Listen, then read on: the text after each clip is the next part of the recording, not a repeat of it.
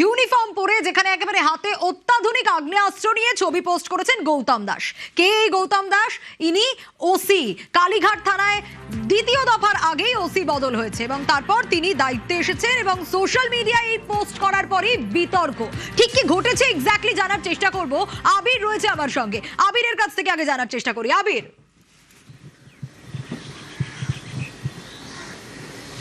দেখো, সোশ্যাল মিডিয়াতে একটি ছবি পোস্ট হয়, যিনি ছবি পোস্ট করলেন তিনি এই মুহূর্তে কালীঘাট থানার দায়িত্বে রয়েছেন।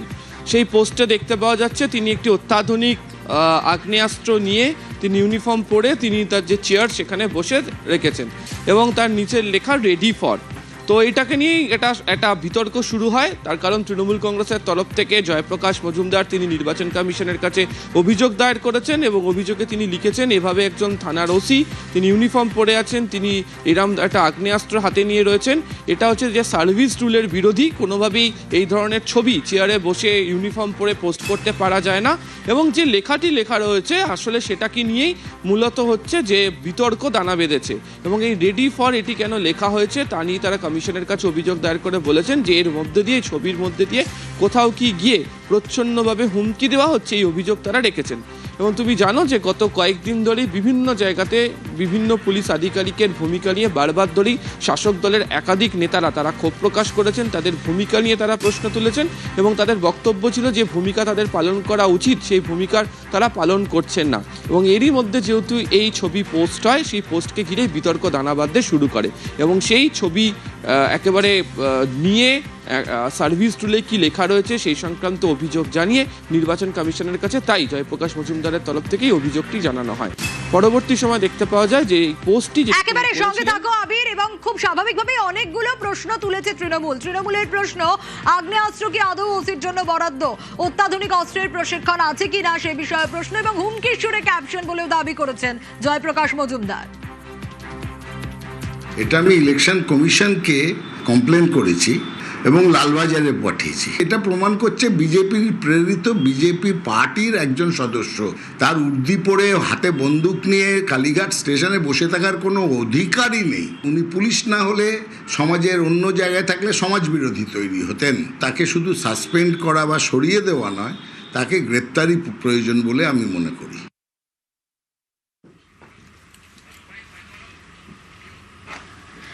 হ্যাঁ, সোশ্যাল মিডিয়ায় পোস্টে রীতিমতো বিতর্ক তৈরি হয় এবং তারপর সেই আগের পোস্টটি ডিলিট করে দেয় কালীঘাট থানার ওসি। কিন্তু তার বদলে দেখুন এখন যেটা দেখাচ্ছি এই পোস্টটি তিনি করেন এবং তার এই পোস্টও যথেষ্ট ইঙ্গিতপূর্ণ। আবিরের কাছ থেকে জানার চেষ্টা করব কারণ সোশ্যাল মিডিয়া পোস্টে বিতর্ক আর তারপর আবির দেখা গেল যে আগের পোস্টটি মানে নিউ অ্যাসাইনমেন্টের জন্য রেডি সেই পোস্ট তো ডিলিট করে দিলেন।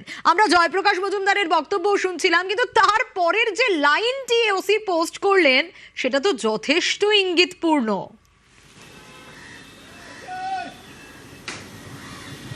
সেই পোস্টও ডিলিট করে দেওয়া হয়েছে সোশ্যাল মিডিয়া তার হ্যান্ডেল থেকে এবং যে পোস্ট ইঙ্গিতপূর্ণ অবশ্যই, তার কারণ যে ব্যক্তি ওই ওসির বিরুদ্ধে অভিযোগ করেছিলেন সেই ব্যক্তির এটি নির্বাচনী সময়কার একটি ভাইরাল ভিডিও এবং তা নিয়েই হচ্ছে বিস্তর চর্চা হয় এবং বঙ্গ রাজনীতিতে সেই ভিডিও নিয়ে বিভিন্ন মহলে নানা সময় আলোচনাও হয়েছে। ফলে অভিযোগ দায়ের করার পর তাকেই যে কার্যত ইঙ্গিত করে কটাক্ষ করে ওই ধরনের পোস্ট করা হয়েছিল সেই বিষয় নিয়েও সরব হয়েছেন অভিযোগকারী নেতা। তবে এক্ষেত্রেও দাঁড়িয়ে প্রথম পোস্টের মতো দ্বিতীয় পোস্টটিকেও ডিলিট করে দেওয়া হয়েছে। ফলে সরাসরি অভিযোগ, তারপর পোস্ট ডিলিট, আবার একটা পোস্ট, তারপরে আবার অভিযোগের কেন করছেন সেই ধরনের বক্তব্য রাখা, তারপর আবারই দ্বিতীয় পোস্ট ডিলিট হয়ে যায়। তারপর ফের একটি ভিডিও, একটি সিনেমার একটি ক্লিপিংসের অংশ পোস্ট করে সেখানেও ইঙ্গিতপূর্ণ বক্তব্য তাদের যা ছিল বা তার যেটা ছিল সেটাকেও সেখানে কার্যত বুঝিয়ে দেওয়া হচ্ছে। কিন্তু এক্ষেত্রে কেউ কোথাও কারুর নাম নেননি, পোস্টে কেউ উল্লেখও করেননি। তবে এই যে অভিযোগ দায়ের পর যে পোস্টগুলিকে ডিলিট হয়েছে সেটা সোশ্যাল মিডিয়াতে কার্যত দেখেই বুঝতে পারা যাচ্ছে। বেশ, পুলিশও cross section of the society আমরা দেখি 90% ভালো মানুষ, আইন মেনে চলা মানুষ, কিন্তু তাদের বাদ দিয়েও তো কিছু অপরাধী থাকে, কিছু ষড়যন্ত্রকারী থাকে। ওই একটা অল্প সংখ্যক সমাজ বিরোধী, আইন না মানা, আস্ফালনকারী কিছু না কিছু লোক থেকেই যায় এবং এখন পুলিশে আছেন সেই কথাবার্তাও সমাজ বিরোধীর মতন এবং এদেরকে আশ্রয় দেয় বিজেপি। আর এবার বারাসাতের দিকে নজর রাখতে হবে। কেন? তার কারণ স্ট্রং রুম যা খুব ইম্পর্টেন্ট, সেই স্ট্রং রুমে সিসি ক্যামেরা বন্ধ ছিল। হ্যাঁ, এই যে ছবিটা দেখাচ্ছি এটা বারাসাত গভর্নমেন্ট কলেজে, যেখানে অভিযোগ উঠে আসছে যে সিসি ক্যামেরা বন্ধ ছিল এবং সিসি ক্যামেরা বন্ধ থাকায় 4 মনিটর ব্ল্যাক। কিন্তু এই অভিযোগ তৃণমূল করছে, ঠিক কি ঘটেছে একটু জানার চেষ্টা করি। জিয়াউল রয়েছে আমার সঙ্গে। বারাসাত, অশোকনগর, হাবড়া, দেগঙ্গা এই বিধানসভা কেন্দ্রগুলোর ইভিএম তো এখানে রয়েছে বারাসাত গভর্নমেন্ট কলেজে, কিন্তু সিসি ক্যামেরা বন্ধ থাকার এই যে অভিযোগ, ঠিক কি ঘটেছে জিয়াউল? দেখো, একেবারে বারাসাত গভর্নমেন্ট কলেজের একেবারে 4টি বিধানসভা অর্থাৎ হাবড়া, অশোকনগর, বারাসাত এবং দেগঙ্গা, এই 4টি বিধানসভার কিন্তু ইভিএম রাখা হচ্ছে বারাসাত গভর্নমেন্ট কলেজের স্ট্রং রুমে। কিন্তু দেখা যাচ্ছে 8টা 5 থেকে 8টা 22 পর্যন্ত সেখানে যে সিসিটিভি ক্যামেরা মুড়ে রাখা হয়েছিল সেই সিসিটিভি ক্যামেরা কিন্তু বন্ধ রয়েছে। অর্থাৎ বিভিন্ন রাজনৈতিক দলের যারা কর্মী রয়েছে বা এজেন্ট রয়েছেন তারা কিন্তু নজরদারি করছে 24 ঘন্টা, যাতে কোনো রকম ভাবে সমস্যা না হয়। কিন্তু সেখানেই দেখা যাচ্ছে 8টা 5 থেকে 8টা 22 পর্যন্ত দীর্ঘ 17 মিনিট ধরে সিসিটিভি পুরোপুরি বন্ধ, অর্থাৎ যে মনিটর রয়েছে মনিটর পুরোপুরি ব্ল্যাক আউট, অর্থাৎ পুরো কালো হয়ে রয়েছে। এবং তা নিয়ে তারা প্রশ্ন তোলেন যে নির্বাচন কমিশনের ভূমিকা নিয়ে, অর্থাৎ নির্বাচন কমিশন বলেন যে ত্রিস্তরীয় নিরাপত্তা বলয়ে মুড়ে ফেলা হয়েছে, তার মধ্যে সিসিটিভি দিয়েও মুড়ে ফেলা হয়েছে। ঠিক এই জায়গা থেকে জিয়াউল একটু জানতে চাইবো যে যখন তৃণমূলের তরফ থেকে, তৃণমূল প্রার্থী তার তরফ থেকে অভিযোগ করা হচ্ছে মনিটর বন্ধ ছিল বলা হচ্ছে, কিন্তু কমিশনের তরফ থেকে এক্স্যাক্টলি কি জানানো হলো? কেন এরকম একটা সিচুয়েশন তৈরি হলো? দেখো, ইলেকশন অর্থাৎ এই একদম ইলেকশন অর্থাৎ এখানকার যিনি এআরও রয়েছেন তার অভিজিৎ দাস, তার স্পষ্ট দাবি যে এই সিসিটিভি ক্যামেরা সবটাই অন ছিল, ফলে কোনো রকম বন্ধ হয়নি। কিন্তু যে মনিটর, সেই মনিটর বন্ধ ছিল এবং এই মনিটর বন্ধ করা হয়েছে বাইরে থেকে, অর্থাৎ যেহেতু একেবারে ইলেকশন কমিশনের নির্দেশ, অর্থাৎ এখানে যেভাবে নিরাপত্তা জোরে মুড়ে ফেলা হয়েছে সেখানে কিন্তু সবটাই ভিতরে ইন্টারনাল। দেখি নারায়ণ গোস্বামী তিনি বা কি বলছেন এবং নির্বাচন কমিশনের তরফ থেকেই বা কি বলা হচ্ছে। 8টা 5 থেকে 4টে অ্যাসেম্বলির আউট বাইরে যে স্ক্রিনটা যেখানে ওয়াচ করার কথা আমাদের, সেইটা নীল, মানে ব্ল্যাক আউট, সেটা নীল এবং সেটা প্রায় 8টা 22-23 পর্যন্ত ব্ল্যাক আউট। ঘটনাটা কি জানি না। এখন দেখুন, কেউ যদি টিভিটা বন্ধ করে দেয় তাহলে তার জন্য তো প্রিপারেশন নির্বাচন কমিশনের নেওয়া উচিত ছিল, যখন দুটো ফোর্স থাকবে। এখন এসডিও বললেন তদন্ত হবে। আমাকে অবজারভার যিনি আছেন বাইরে থেকে এসছেন, তিনি বললেন স্যার ডোন্ট ওরি, এটা আমি অ্যাকচুয়ালি তদন্ত করব। আমরা খবর পাওয়ার সাথে সাথে 8টা 7-এ খবরটা আমাদের কাছে এসছে। 8টা 20-তে এসডিও স্যার নিয়ে চলে এসছেন। তারপরে যেটা দেখা গেল যে বাইরের টিভিটাকে পাওয়ার অন করার সাথে সাথেই পাওয়ার বাটনটা বন্ধ ছিল, পাওয়ার বাটনটা স্টার্ট প্রেস করার সাথে সাথে সবকিছু চালু হয়ে গেছে। আমরা এখন ওনাদের যে যা দাবি আছে, আমরা 750 থেকে 750 থেকে আমরা 830 পর্যন্ত পুরো ফিট করবো। পুরো ওদেরকে আমরা আমাদের যে ডেটা রিট্রিভ করা হচ্ছে পুরো ডেটাটাই আমরা ওদেরকে দিই। পাশাপাশি ওরা একটা প্রশ্ন তুলছে, এই যে টিভি বন্ধ করা হবে এই ইনফরমেশন তো দেওয়া ছিল না। টিভি না, আমরা টিভিটা এখান থেকে বাইরে থেকে বন্ধ করা হয়েছে, আমাদের কারা করলো সেটা ইনভেস্টিগেশন চলছে, আমরা দেখছি। জিয়াউলের কাছে আবারও যাবো। জিয়াউল, তৃণমূল প্রার্থী নারায়ণ গোস্বামী তার তো ভয়ঙ্কর অভিযোগ, কমিশনের কথাও শুনলাম, কিন্তু এদিকে বিজেপি তারাও আবার অভিযোগ করছে যে তাদের স্ট্রং রুম পাহারায় বাধা দেওয়া হয়েছিল। একদম, দেখো, যখন অর্থাৎ তৃণমূল কংগ্রেস বা নারায়ণ গোস্বামী যখন স্পষ্ট দাবি করেন বা অভিযোগ করেন যে ইভিএম অর্থাৎ এখানে যে ইভিএম রয়েছে ফলে সেগুলো যে স্ট্রং রুম পাহারাদার সেগুলো কিন্তু বন্ধ রয়েছে, এই অভিযোগ তুলে তিনি শটাং স্ট্রং রুমের ভিতরে ঢোকার চেষ্টা করে এবং সেখানে যান। এখানেই বিজেপির প্রশ্ন, ফলে শুধুমাত্র এবং যখন বিজেপি কর্মী সমর্থক বা এজেন্টরা যখন ঢোকার চেষ্টা করে তখন তাদেরকে বাধা দেওয়া হয়, পুলিশ তাদেরকে আটকে দেয়, এমনটা অভিযোগ করছে। ফলে একদিকে অভিযোগ তুলে ইভিএম কারচুপি বা এই সিসিটিভি বন্ধর অভিযোগ তুলে যখন তৃণমূল প্রার্থী ভিতরে ঢুকছেন, তাহলে বিজেপির এজেন্টদেরকে কেন ঢুকতে দেওয়া হচ্ছে না, এবং এই দাবি তুলেই তারাও কিন্তু বিক্ষোভ দেখায়। অন্যান্য রাজনৈতিক দলের এজেন্টদেরকে ঢুকতে দেওয়া হলেও শুধুমাত্র বিজেপির এজেন্টদেরকে আটকে দেওয়া হচ্ছে, এই অভিযোগ তুলে তারা গেটের সামনে গিয়ে বিক্ষোভ দেখায়। কিন্তু সমস্ত অভিযোগ অস্বীকার করেছেন যে তেমন কোনো ঘটনা নয়, সব প্রার্থী বিধানসভায় 2 জন করে, সমস্ত রাজনৈতিক দলের 2 জন করে এজেন্ট থাকবেন, ফলে সেখানেও বিজেপিকে ঢোকানো হয়েছিল। কিন্তু বিজেপি দাবি করছেন যে তাদের কোনো এজেন্টদেরকে সেখানে ঢুকতে দেয়নি। যান ইতিমধ্যে একটা গন্ডগোল বিক্ষোভ হয়, ফলে বিশাল পুলিশ বাহিনী দিয়ে এই মুহূর্তে ঘিরে ফেলা হচ্ছে এবং কোনো রাজনৈতিক 2 জন ছাড়া কাউকেই এলাকায় ঘেঁষতে দেওয়া হচ্ছে না, ফলে ইতিমধ্যে নিরাপত্তার বলয়ে ঢেকে রাখা হয়েছে বারাসাত স্ট্রং রুম চত্বর। আমাদের ভেতরে 4 জন করে থাকার নিয়ম আছে, 2 জন করে। আমাদের যারা ভেতরে থাকার কথা, কাজ থাকা সত্ত্বেও তাদেরকে পুলিশ ভেতরে ঢুকতে বাধা দিচ্ছে। আপনার দরজা ধাক্কা ছিল? আমার দরজা ধাক্কা ছিল, তারপরে আমার দরজা তারপর খুলেছে, ভেতরে ঢুকেছে। আর এবার বর্ধমানের একটা ছবি আগে আপনাদের দেখাই। দেখুন, দড়ি বেয়ে একজন উঠছে। কোথায় উঠছে? স্ট্রং রুমের ছাদে উঠছে। হ্যাঁ, প্রথমে দড়ি বেয়ে কার্নিশে, তারপরে একেবারে শটান ছাদে। এই যে ছবিটা দেখাচ্ছি, এটা বর্ধমান উত্তরের ছবি। স্বাভাবিকভাবেই এই ভিডিও দেখে চোখ কপালে উঠবে, তা বলার অপেক্ষা রাখে না, কারণ এই বিল্ডিং এ স্ট্রং রুম রয়েছে। আর এই ছবি পোস্ট করা হয়েছে বিজেপি প্রার্থী সঞ্জয় দাসের তরফ থেকে। আরো বিস্তারিত এই বিষয়ে জানাতে পারবে শরদিন্দু রয়েছে আমার সঙ্গে। শরদিন্দু, এই সন্দেহভাজন কে বা কারা, কি জানা যাচ্ছে এখনো পর্যন্ত? কারণ স্পষ্ট ভিডিওতে দেখা যাচ্ছে একেবারে কার্নিশ, আর কার্নিশ থেকে তারপর শটান ছাদে।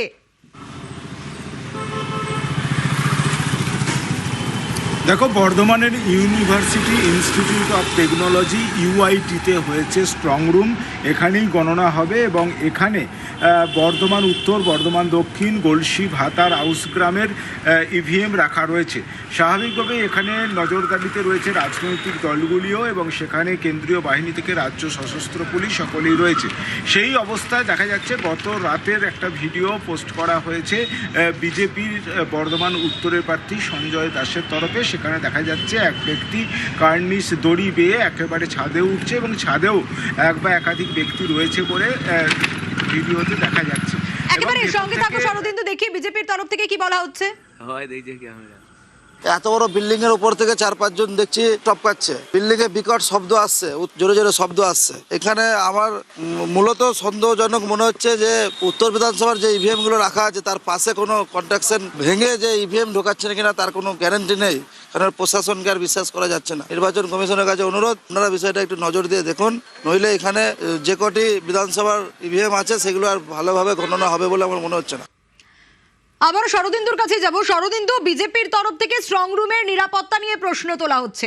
একই প্রশ্ন তোলা হচ্ছে তৃণমূলের তরফ থেকেও, এমনকি অভিযোগ করা হচ্ছে মাঝে মধ্যেই এই স্ট্রং রুমের সিসি ক্যামেরা বিকল হয়ে যায়। অর্থাৎ একই সুরে তৃণমূল বিজেপি কথা বলছে।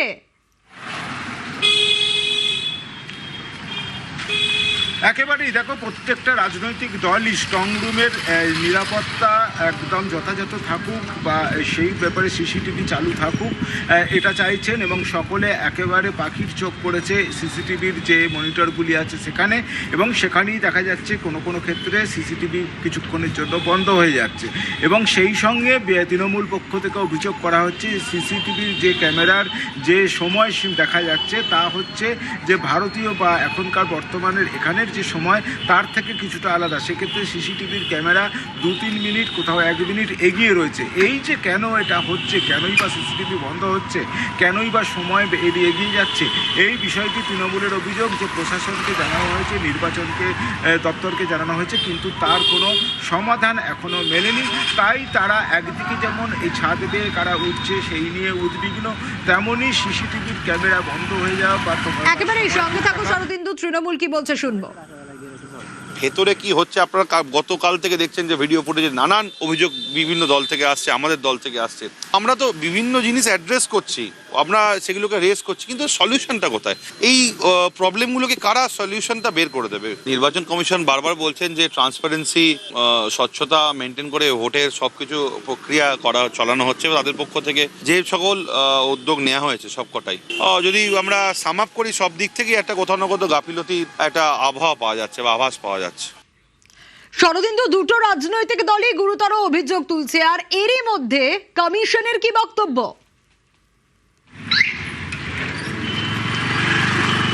দেখো, কমিশন এখনো ভাবে জেলা নির্বাচন দপ্তর বা জেলা পুলিশ সেভাবে কোনো বিবৃতি বা কিছু দেয়নি, সরকারিভাবে তাদের বক্তব্য জানা যায়নি। তবে যেটা সূত্র মারফত জানা যাচ্ছে, যেহেতু এখানে গণনা হবে তাই আরও বেশি সিসিটিভি ক্যামেরা লাগানো হচ্ছে, বিভিন্ন এসি লাগানো হচ্ছে, এবং এই যারা ওপরে উঠেছিলেন তারা এসি লাগানোর জন্য বা সিসিটিভি ক্যামেরা লাগানোর জন্য সেখানে উঠে থাকতে পারেন, এমনটাই আমরা সূত্র মারফত জানতে পারছি। যদিও এই ব্যাপারে ব্যাপারে নিশ্চিত হতে প্রশাসনের তরফ থেকে, জেলা নির্বাচন তরফ থেকে আরও তদন্ত করা হচ্ছে। সেই ঠিক কোন ব্যক্তি ছাদে সেই সময় উঠেছিল এবং কোন ব্যক্তিরা ছাদে ছিলেন তা চিহ্নিত করার চেষ্টা চালাচ্ছে জেলা নির্বাচন দপ্তর তথা জেলা প্রশাসন।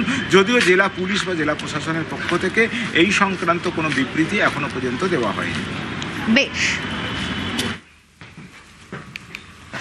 আর এবার নজর রাখবো পানিহাটির দিকে, কারণ পানিহাটিতেও স্ট্রং রুম পাহারায় বাধার অভিযোগ উঠে আসছে। কাদের বিরুদ্ধে অভিযোগ? পুলিশের বিরুদ্ধে অভিযোগ করছে বিজেপি এজেন্টরা। ঠিক কি ঘটেছে জানার চেষ্টা করব। সুবীর রয়েছে আমার সঙ্গে। সুবীর, দেখো, পানিহাটি গুরু নানক ডেন্টাল কলেজের যে গণনা কেন্দ্র, সেই গণনা কেন্দ্রে বিজেপির এজেন্টদের ঢুকতে বাধা দেওয়ার অভিযোগ পুলিশের বিরুদ্ধে, এমনটাই অভিযোগ করছেন দমদম বিধানসভার বিজেপি প্রার্থী অরিজিৎ বক্সি। যেখানে এজেন্ট এবং অন্যান্য বিজেপি কর্মী যারা স্ট্রং রুমের বাইরে পাহারার জন্য বিভিন্ন দলের থেকে সেখানে দেওয়া হয়েছে, সেখানে তাদেরকে ঢুকতে বাধা দিচ্ছে পুলিশ, এমনটাই অভিযোগ। এবং এই গোটা অভিযোগ কিন্তু দায়ের করেছে নির্বাচন কমিশনে বিজেপি প্রার্থী অরিজিৎ বক্সি। এখনো পর্যন্ত অভিযোগের ভিত্তিতে কোন রকম কোনো পদক্ষেপ নেয়নি নির্বাচন কমিশন, এমনটাই কিন্তু জানিয়েছেন বিজেপি প্রার্থী অরিজিৎ বক্সি। বেশ,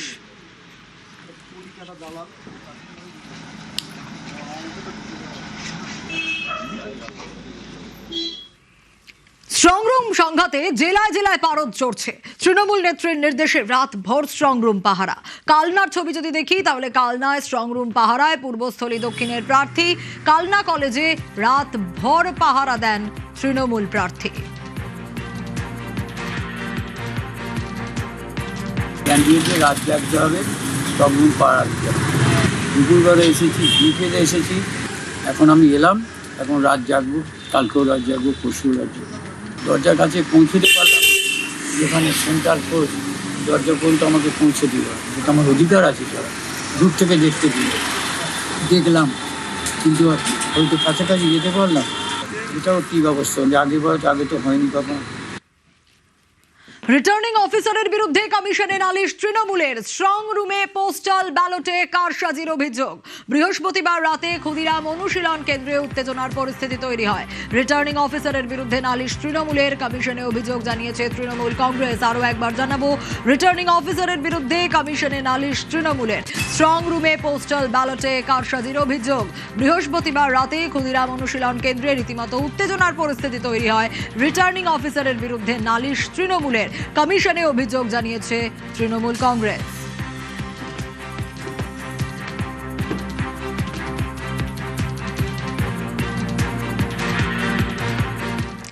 গতকাল স্ট্রং রুম পরিদর্শনে শুভেন্দু অধিকারী। শাখাওয়াত মেমোরিয়াল স্কুলে শুভেন্দু অধিকারী পৌঁছে যান।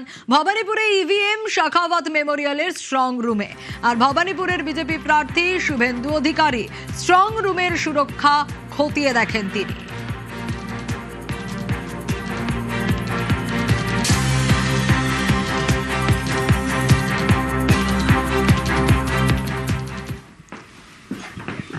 ফলতায় পুনর্নির্বাচনের দাবি। বিজেপি সমর্থকদের বিক্ষোভে রীতিমতো উত্তেজনার পরিস্থিতি তৈরি হয়। 117 নম্বর জাতীয় সড়ক এলাকায় বিক্ষোভ শুরু হয়। কি পরিস্থিতি, আনিশ আরো ডিটেল জানাতে পারবে এ বিষয়ে। আনিশ, কি অবস্থা ফলতার হাসিমনগরে এই মুহূর্তে?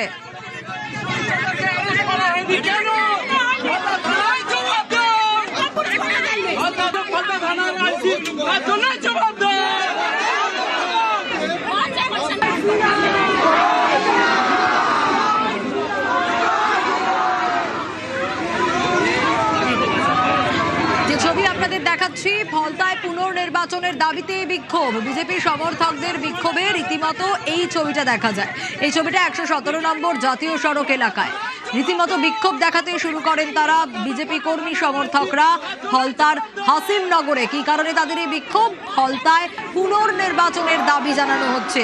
আনিস উদ্দিন রয়েছে আমার সঙ্গে, আরো বিস্তারিত জানাবে। আনিস, পুনর্নির্বাচনের দাবি ফলতায় এবং বিজেপি সমর্থকরা রীতিমতো বিক্ষোভ দেখাচ্ছে, এখন কি পরিস্থিতি? দেখো, ইতিমধ্যে ঘটনাস্থলে ফলতা থানার আইসি এবং কেন্দ্রীয় বাহিনীর জওয়ানরা পৌঁছেছে, পরিস্থিতি অনেকটা নিয়ন্ত্রণে। তবে এলাকার বাসিন্দারা যেভাবে হাসিমনগরের জাতীয় সড়কে একেবারে বিক্ষোভ দেখাতে থাকেন, আর তাদের যেটা অভিযোগ যে গতকাল তারা যে বিক্ষোভ দেখিয়েছিল এলাকার স্থানীয় তৃণমূল নেতা, তাদেরকে বিজেপিতে ভোট দেওয়ার কারণে তাদেরকে হুমকি দেওয়া হচ্ছে, অনেকের ঘরে তালা মেরে দেওয়ারও হুমকি দেওয়া হচ্ছে। এ নিয়েই গতকাল তারা বিক্ষোভ দেখান এবং পুলিশ প্রশাসনের আশ্বাসে তারা গতকাল এই বিক্ষোভ তুলে নেন। কিন্তু তারপরেও সেই স্থানীয় তৃণমূল নেতাকে গ্রেফতার করা হয়নি যেমনটা অভিযোগ করা হচ্ছে, এবং তারপরেও কিন্তু তাকে হুমকি দেওয়া হচ্ছে এলাকার বাসিন্দাদের। তা নিয়েই আজকে আবারও পুনরায় রাস্তায় নেমে বিক্ষোভ দেখাতে থাকেন হাসিমনগর এলাকার বাসিন্দারা। ইতিমধ্যেই কিন্তু ঘটনাস্থলে কেন্দ্রীয় জওয়ান এবং ফলতা থানার আইসি পৌঁছেছেন। তবে তৃণমূলের বিরুদ্ধে যে অভিযোগ তোলা হচ্ছে তা কিন্তু স্থানীয় তৃণমূল নেতৃত্ব সেই অভিযোগ অস্বীকার করেছেন। তাদের বক্তব্য, এলাকায় বাজার গরম করার জন্য, যেহেতু তাদের সংগঠন নেই বিজেপির, তাই তারা বাজার গরম করার জন্য এই ধরনের বিক্ষোভ দেখাচ্ছেন। বেশ, যে ছবি দেখাচ্ছি ইতিমধ্যেই 117 নম্বর জাতীয় সড়ক এলাকায় বিক্ষোভ। আরো একবার আনিসুদ্দিনের কাছে যাব। আনিসুদ্দিন, ফলতার হাসিমনগরে বিজেপি সমর্থকরা রীতিমতো বিক্ষোভ দেখাচ্ছেন, কারণ তারা বলছেন যে পুনর্নির্বাচনের কথা, কিন্তু সেক্ষেত্রে এখন আরো একবার জানতে চাইবো এই মুহূর্তে কি পরিস্থিতি? একেবারে দেখো, তুমি জানো যে ফলতা বিধানসভার ক্ষেত্রে বিজেপি প্রার্থীর পক্ষ থেকে কিন্তু অভিযোগ জমা করা হয়েছে নির্বাচন কমিশনকে, যে একাধিক বুথে রিপোল করার জন্য। সেখানেই যে হাসিমনগর এলাকার বাসিন্দাদের অভিযোগ, তাদের একাধিক মানুষদেরকে কিন্তু আজ 15টা জায়গায় রিপোল হচ্ছে 15টি বুথের ক্ষেত্রে, সেক্ষেত্রে কমিশনের তরফ থেকে কিছু আপডেট এখনো পর্যন্ত নির্বাচন কমিশনের পক্ষ থেকে কিছু জানানো হয়নি। তবে যে স্ক্রুটিনির কাজ চলছে এমনটাই কিন্তু আমরা সূত্র মারফত জানতে পারছি। ফলতা বিধানসভা স্ক্রুটিনির কাজ চলছে, এবং যে হাসিমনগর এলাকার বাসিন্দাদের যেটা বারবার দাবি অভিযোগ করছে যে তাদেরকে ভোট দানে বাধা দেওয়া হয়েছে, এবং যারা বিজেপিকে ভোট দিয়েছে তাদেরকে হুমকি দেওয়া হচ্ছে। সঙ্গে থাকো, বিজেপি সমর্থকরা যারা বিক্ষোভ দেখাচ্ছেন তাদের মধ্যে একজনের বক্তব্য শুনি।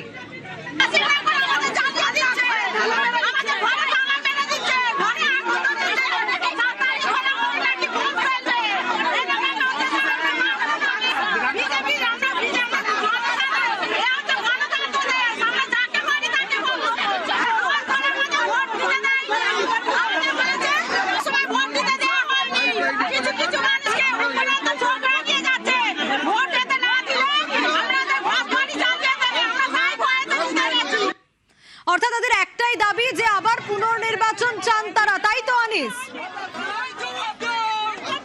দাবি তারা পুনর্নির্বাচন চান, এবং এলাকায় যে সমস্ত তৃণমূল নেতা তাদেরকে হুমকি দিচ্ছে অবিলম্বে তাদেরকে গ্রেফতার করতে হবে, এই দাবি নিয়ে কিন্তু তারা বিক্ষোভ দেখাচ্ছেন। এবং তাদের সঙ্গে প্রশাসনের কথা হয়, প্রশাসনের পক্ষ থেকে যেটা জানা গেছে যে 2 ঘন্টা সময় নেওয়া হয়েছে, সেই কিন্তু তাদের যে অভিযোগ সেই অভিযোগের মধ্যে কিন্তু তদন্ত শুরু করা হবে, এমনটাই জানতে পারছি। সেক্ষেত্রে আনিস আরো একবার একটু জানতে চাইবো এখনকার পরিস্থিতিটা। একেবারে ইতিমধ্যেই কেন্দ্রীয় জওয়ানদের আধিকারিক এবং ফলতা থানার আইসি ঘটনাস্থলে পৌঁছে বিক্ষোভকারীদের সঙ্গে কথা বলছেন, তাদেরকে আশ্বস্ত করার চেষ্টা করছেন। কিন্তু বিক্ষোভকারীদের একটাই দাবি যে স্থানীয় তৃণমূল নেতা ইসরাফিল চাকদার সে কিন্তু তাদেরকে হুমকি দিয়েই যাচ্ছে, এবং গতকাল এ নিয়েই বিক্ষোভ দেখিয়েছিল। কিন্তু গতকাল প্রশাসনের পক্ষ থেকে তাদেরকে আশ্বস্ত করা হয়েছিল যাতে পুনরায় এই ধরনের ঘটনা না ঘটে। কিন্তু যেখানে স্থানীয় তৃণমূল নেতা তিনি কিন্তু এলাকায় ঘুরে বেড়াচ্ছেন এবং এলাকার বাসিন্দাদের হুমকি দিচ্ছেন বলে এমনটা অভিযোগ করা হচ্ছে। তার গ্রেফতারের দাবির পাশাপাশি যে সমস্ত বাসিন্দারা, এলাকার সাধারণ মানুষ যারা ভোট দিতে পারেন, সাধারণ মানুষ তো বিক্ষোভ দেখাচ্ছেন, কর্মী সমর্থকরা বিজেপির যারা রয়েছেন তারা বিক্ষোভ দেখাচ্ছেন। কিন্তু এই যে কমিশনের তরফ থেকে আপডেটের কথা জিজ্ঞেস করছিলাম, বা অবজারভার তার যে রিপোর্ট, সেই রিপোর্টের ভিত্তিতেই তো রিপোলের কথা উঠে আসে, সেক্ষেত্রে অবজারভার কোনো রিপোর্ট দেননি।